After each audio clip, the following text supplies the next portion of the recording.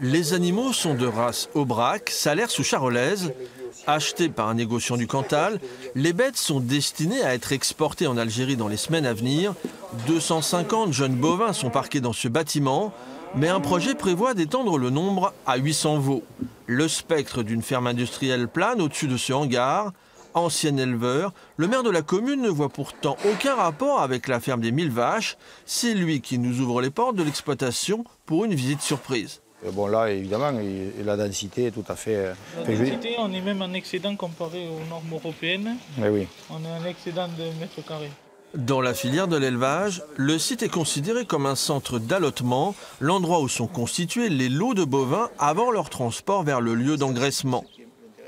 Cette première plateforme de ce type dans le Gers est une hérésie pour les défenseurs de l'environnement, sentiment partagé par la Confédération paysanne.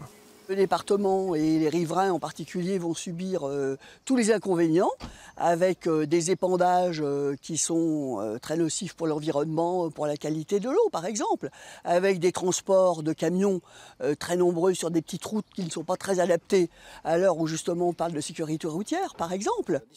Pour le maire de Roquelaure, il ne faut pas se priver d'un nouveau débouché agricole. C'est très important de maintenir l'activité en milieu rural.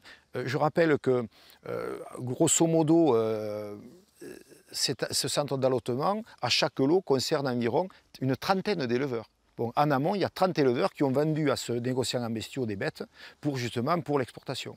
La préfecture doit encore donner son feu vert au projet d'extension. Les veaux d'un élevage voisin ont tranché. Pour eux, le bonheur est dans le pré.